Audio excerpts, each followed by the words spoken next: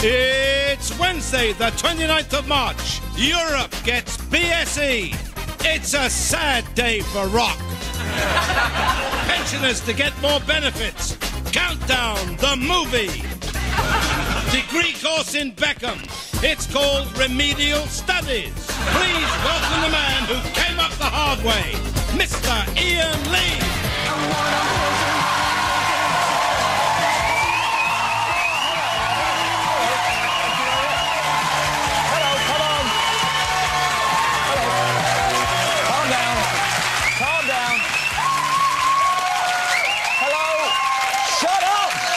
We've got to get all these clock gags in the show. Come on. Hello and welcome to the 11 o'clock show.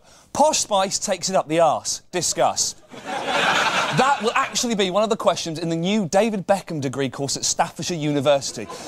It's ridiculous. You can get a BA in absolutely anything now. You can get a BA in football, a BA in sci-fi. The only thing you can't get a BA into is an aeroplane. Unless, of course, you drug his milk. Fools! I pity the fool who missed my joke. It's an 18 reference. It doesn't matter. Doesn't matter. You can even do a degree in leisure management now. That's not actually a degree, surely. That's just being a student. Should we go to the pub or have a tonk in the park? I don't know. He knows, though. He's done both. Tonight. I tried to get into Oxbridge, but I failed the entrance exam. Apparently, my entrance was covered in tag nuts. And Critchley, the Latin master, didn't want to bugger that for 3 years.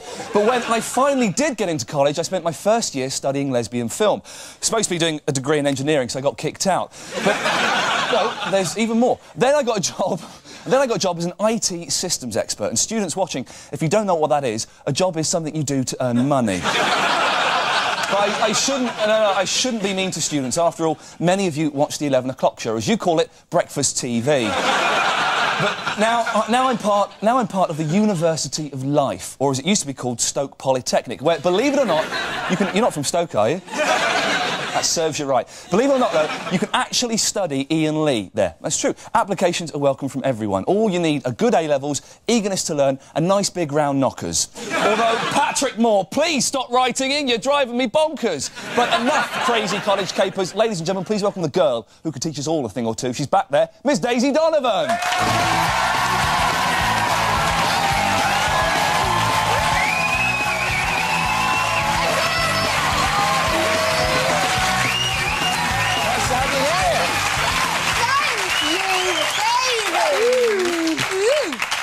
So, Chief Constable John Hamilton has visited an Amsterdam coffee shop and says he didn't see any serious drug problems. He was there for a couple of hours and didn't see anything disturbing at all. Come on, nothing? Most people I know would have seen at least a couple of giraffes and their dead grandma playing the banjo.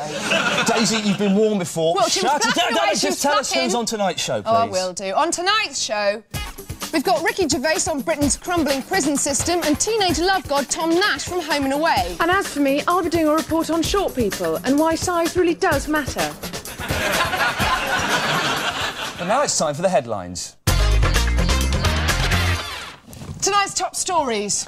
An international committee has criticised Saudi Arabia's appalling human rights record. Apparently they reached the decision after a unanimous show of stumps.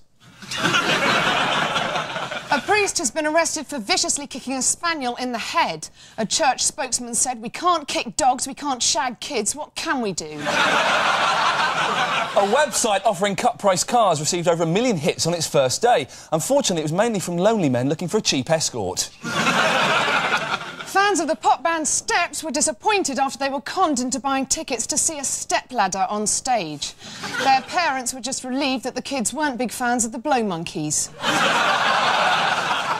The latest theme restaurant to hit London opened today. It's called Planet Terry Waite.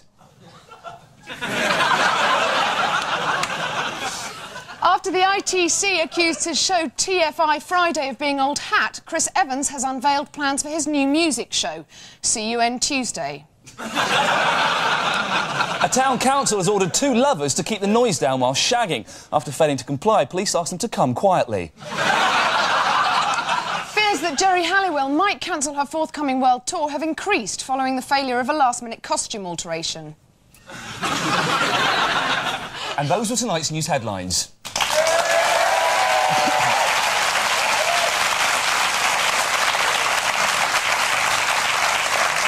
Elton John's brand new musical Aida has been universally panned by the critics this week, with some people calling it the worst thing they've seen on stage since Michael Flatley did a scissor kick with his nuts hanging out. Oh, no, I like that. I did like that.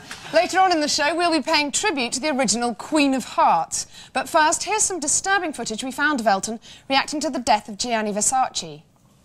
Yeah, he was one of my closest, dearest friends, yeah. It's happened to me twice now with John Lennon, and now it's happened to me with Gianni. And it's just, you know, it's such a shock. Right, now, there's nothing too strange there, just the usual mawkish, self-indulgent shit that Bernie Taupin writes for him. It only gets weird when Elton starts talking to a French film crew. Watch this method of making them understand English. It's a tragedy. I am so sad. He was one of my best friends. I will love him forever as a person who had so much life, so much genius. So sad. It is. I am so sad. It's so sad. There'll be more from Elton later. A Home Office report has revealed that conditions in Britain's prisons are worsening, leading to fears of riots throughout the system. For less on that story, here's Ricky Gervais with his report. The government was accused of endangering the public today, as it was revealed that many prisoners released with electronic tags are violent and many have reoffended. This latest crisis in the prison service comes on the 10th anniversary of Britain's worst ever riots at Strangeways Prison. Do you remember those riots? I remember watching them as they happened with my nan on telly, yeah? And it's been on the news for ages, yeah? And all these prisoners are on the roof and they're ripping up the slates and they're throwing it down into the yard and they're going berserk. And my nan went, "Look at them, and awful. They should be locked up." We put it in Home Office. We had to. It was the last straw. My mate actually did some time in jail in Reading. Jail. He only did 6 months, but when he got there, he had to share this cell with this horrible, fat, sweaty perv called Grizzly. And after about an hour, Grizzly went, "Two things you got to remember, right? Never grass and be nice to me." And I went, "Yeah, right, yeah." He said, "Right, and now we plays mummies and daddies." And I went, "Oh, fucking hell." And Grizzly started undoing his trousers and went, "You can be daddy." And my mate thought, well, actually, you know, that's the better role, at least, right? And then Grizzly went, "Now come over here and suck mummy's cock." Reading Jail, of course, most famous for the trial of Oscar Wilde, sent down for lewd homosexuality. Legal now, of course. But the trial was interesting, because the judge went, "Right, Mr. Wilde, you stand accused of willful bumming. How do you plead?" "Not guilty." Well, I must say, there's a lot of talk. Well, yes. But if there's one thing worse than being talked about, it's not being talked about. See, that's what I'm talking about, Oscar. That sounds a bit bent in itself. Oh, come on, no. And when you went through customs at New York, the officer said, "Have you anything to declare?" And you said, "Nothing but my genius." Yeah, well, there's nothing gay about that, is there? No, but when they actually looked in your case, they found a butt plug, some poppers, and the best of Eurovision on video. Souvenirs. Come on. I must tell you, if you're found guilty, we're sending you to Reading. "No, not Reading." "Yeah, exactly." "Oh, come on. I'm not a mass murderer. I'm a bender." "Caught ya." "Oh, yeah, you did." Oh, I didn't think that one. Every time I open my mouth, I put a foot in it. My foot in it. You said a foot. I meant my foot. Take him away. And that's a true story. That's what happened. The only bird he ever did. This is Ricky Gervais, the 11 o'clock show, Reading.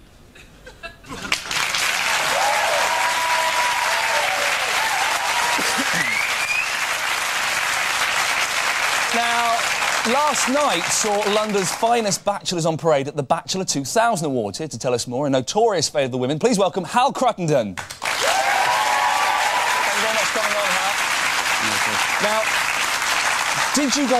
did you go along to the Bachelor 2000 Awards and find kinship with any of the men there? No, I didn't, Ian, because I just thought, well, if Sir Cliff isn't going to be there, you know, why should I? Fair enough. What sort of men do they look for in a competition called Bachelor 2000? It sounds a bit crazy. Well, no, you know, they're looking for the sort of rugged, macho, tough guy sort of bastard bloke, you know, the sort of bloke that we'd like to be. You know, no, but deep down, I would just love a woman just once to look me in the eye and say, "You're a self-centred, arrogant, macho shit, but I want you to fuck me." Instead, they look at my naked body and go, "Oh, sweet." When the ladies see my beast, they just run in pure terror. I think it's terror. I don't think it's well, I mean, but my body is rubbish. I mean, it's so rubbish. I'm actually looking forward to getting old, you know, and seeing all my macho, worked-out mates disintegrating. You know, they'll all be going, "My muscle, my definition, it's all gone. I can't run. I used to run like the wind." You know, I'll be going, "Fantastic." Exactly the same lack of muscle I had at 25. I'm pleased I can't run. I used to run like a girl.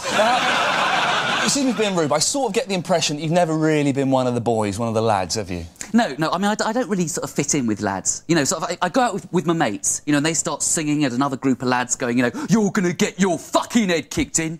You know, I'm going, sorry, are we doing harmonies? You're. See, I missed out on macho conditioning, Ian. You know, I never had an older brother who beat me up. I had 2 older sisters who dressed me up. I think maybe you need to hang out with real men, like, I don't know, Gary Bushell, or maybe do some training or something. Yeah, no, there should be training for men like me. You know, courses with names like, farting, a tuna day, or living with big balls, how to create the illusion, or advanced mooning. Good idea in front of 10 mates, bad idea in front of 1. Because I mean, in a way, I have sort of a similar problem that you have, Ian. You know, what is that? Well, you know, you're not very macho, and women think you're gay, and I think that's. I think that's actually kind of offensive to gay men. Thanks very much. I think I'm not sure. No. You think about it. Throughout history, we've had some totally macho gay men. You know, war leaders like Alexander the Great and Lawrence of Arabia. I mean, do you think Alexander the Great was, like, leading his troops in battle going... I am what I am my own special creation. Onwards to Persia, lads, I hear the shopping's fab. Hal, I think I may have made a bit of a faux pas. You're not gay, are you? No, I'm not. I've actually recently got married. Oh, congratulations. How's it going? Really well. No, it's great. I mean, I really enjoyed being married. You know, my wife's sort of taking a bit of time getting used to me. You know, we've not known each other that long, and she keeps, you know, running around the house going, you tell agency, you rich, you lie, me go back to Philippines. Well, I think you should give her a slap. Ladies and gentlemen, Hal Cruttenden. Thank you. Lovely, Hal. Thanks very much. Now, they say that size doesn't matter, but try telling that to Jeremy Beadle when you're first introduced to him. But new research has revealed that size does matter, with teachers being prejudiced against the shortest pupils. To find out if this is true, Daisy Dunn gone to London, home of differently sized people, to get the long and short of it. A report out today reveals that small people are perceived to be less intelligent than normal-sized people because of their size. Is this true, or are short asses simply being short-changed? I've come here to London to investigate. I have with me a tall lady and a short lady. I just wanted to try and disprove the lie that short people are considered stupid. So, what's the capital of France? Paris. What's the capital of Outer Mongolia? I don't know. It's Ulaanbaatar. I'm sorry, that is a bit stupid. Stupid. Were you called any silly names as a child? No. Steve McMiniman? What is your real name? Inch High Private Eye? No. Tom Thumb? No. Small Claims Advisor? No. Now you try and get this off of me, okay? You try. Go on, get on. Go on. Go on, no, you see, you failed the physical challenge. But did people talk down to you? Did they do that? And No. Took on your face, No. little chalk, and that you? No, I'm very lucky like that. What does SHOP spell? Shop. What does TOP spell? Top. What do you do at a green light? Stop. Oh, no! Oh, you see? Doesn't mean I'm You're stupid. No, I'm not. If all good things come in small packages, I'm going to show you.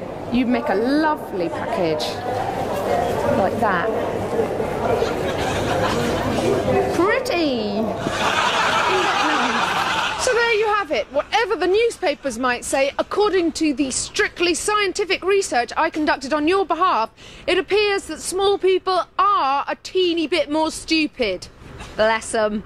This has been Daisy Donovan for the 11 o'clock show in London. Can't put a bow around an old man's head.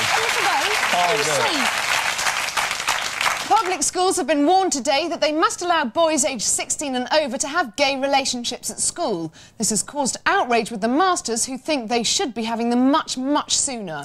The warning comes as a result of the Human Rights Act, which will also stop posh schools forcing pupils to go to church. Unfortunately, there's still no law to stop them going...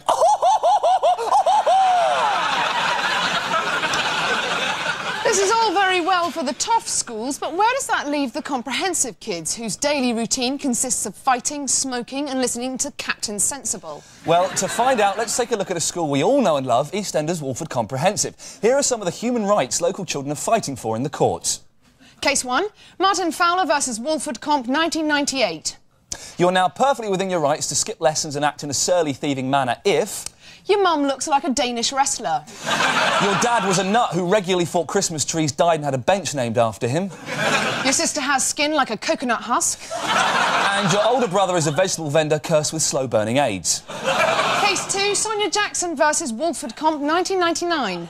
You are now perfectly within your rights to swap games for an afternoon spent in a cafe eating chips if... You look like Joe Pasquale. Your brother seems almost too close to his dog. You have 2 trumpets, one in a case under your bed and one stuck to the middle of your face. And you're the only girl in your family that Big Dan hasn't entered. But it's not all good news for the comprehensive kids. A legal precedent has been set in Australia in the case of Toadfish versus Erinsborough High. This states that it's now a capital offence to attend school with a barnet that looks absolutely fucking ridiculous. And that is the law.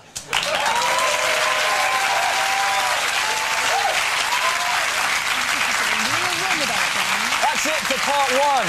In part 2, we report on American gun crime. Home and Away character Tom Nash talks about being a Home and Away character. And after the break, we've got actual footage of shiny knobs on wheels. You'd be a fool to miss it.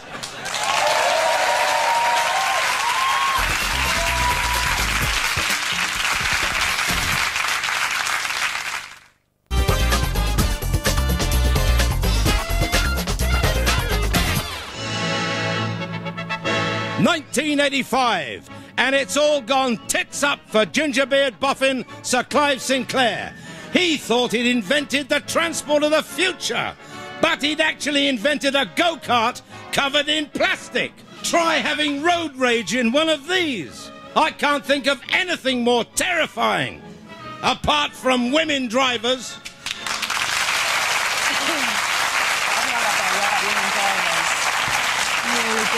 I'm not listening to you. No, no matter. That all happened 15 years ago today, Wednesday the 29th of March. But now it's time for another look at today's headlines. Britain and Germany to team up for World Cup bid. They provide the stadiums, we'll supply the hooligans. Beer-flavoured ice cream goes on sale, Mr Whippy becomes Mr Floppy. Headmistress bans Harry Potter books because she says witches are real. When asked for further comment, she refused to leave her gingerbread house. Very good, Daisy.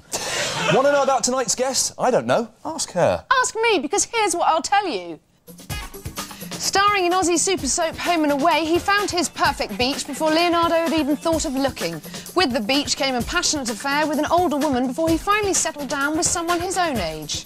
On telly, he's troubled teenage heartthrob Tom Nash, but tonight, Ian, he's going to be Graham Squires.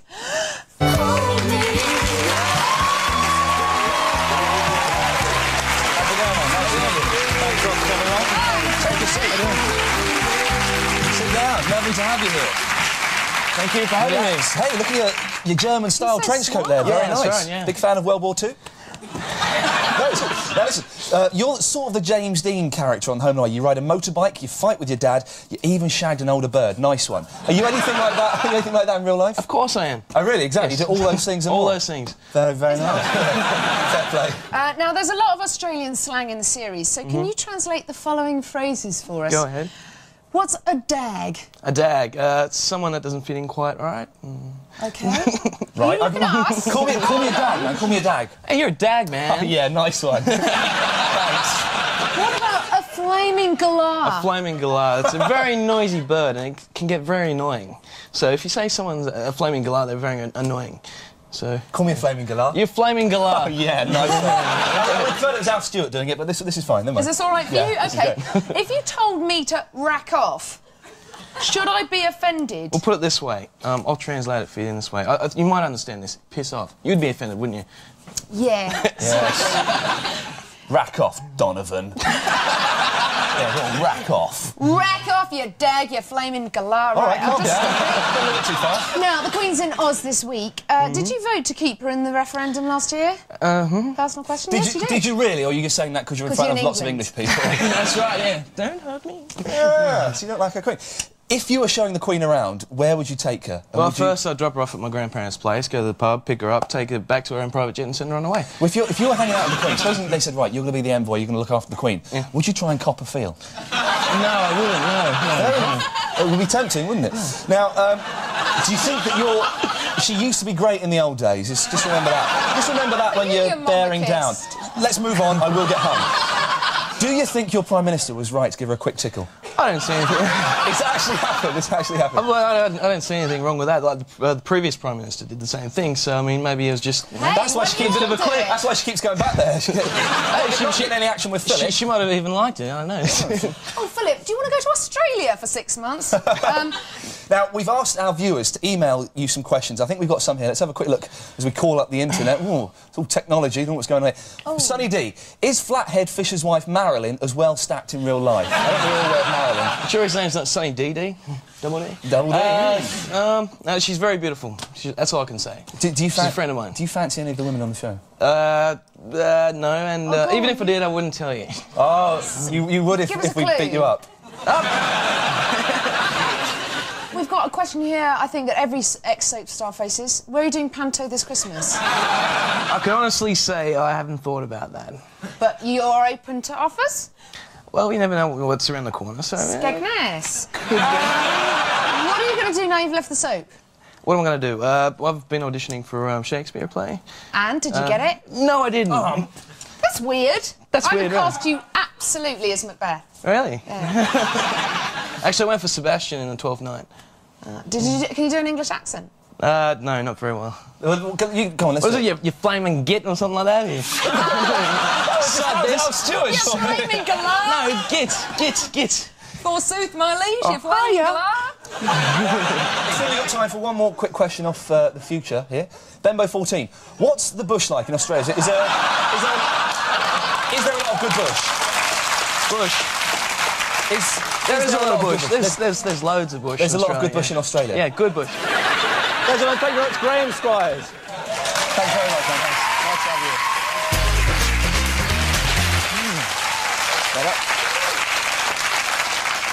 And for more on that story about prison reform, we go over now live to Ricky Dean Gervais. Ricky, what should be the priority for prison reformers? I've got one idea. This is sort of personal, just in case I ever go to jail. I think they should replace all the soap with shower gel. That'd be a good start, wouldn't it? Because it hangs up and you don't drop it on the floor, if you know what I mean. The downside is they're just the right shape for shoving up your arse. So, but the little hook's handy for pulling out quick if a warder comes along, do you know what I mean?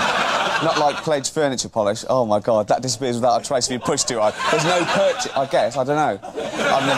I've never been to... I know a bit about women's prisons, because my mate Binksy, he's got a load of videos on the subject. They seem to have a great time there. I mean, they have the odd cat fight in the laundry room, but they make it up in the showers. They're always in the showers. Thanks I mean, very you've got much, to stay Ricky. clean in prison, do you know what I mean? Thing is, well, I was polishing, it was early in the morning, so my pants were off, and I slipped and fell, and it went straight up. Right, I'm actually going to have to stop you there, Gervais. It feels like it's still there. That's that little midget sound man.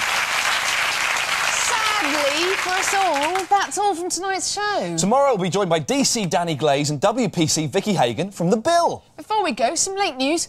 Thora Hird, the tit interest in Last of the Summer Wine, revealed today that despite her age, she's still addicted to sex. We need it when we're born, we need it at school, we need it when we're leaving school. Good God, I'm not proud. And finally, Peter Piper snatched this exclusive interview with Oscar-winning British director of American Beauty, Sam Mendes. Good night. Good night. So, for the benefit of the viewers who are a bit dense, can you give us your name, please? I'm Sam Mendes. And what have you won today? I won Best Director for American Beauty. Yeah, because you've won quite a few awards now, haven't you? Yeah, about 3 or 4. Yeah. We're certainly up for a few anyway. Yeah, and a few still to come. Yeah. It's like, are you reasonably pleased with the way the film's gone? I'm thrilled with the way the movie's gone. Yeah, thrilled. It's done all right, isn't it? Really? It's like reasonable. Sort of like, for a first film. Do you think it's like beginner's luck, or a little bit of that. Yeah.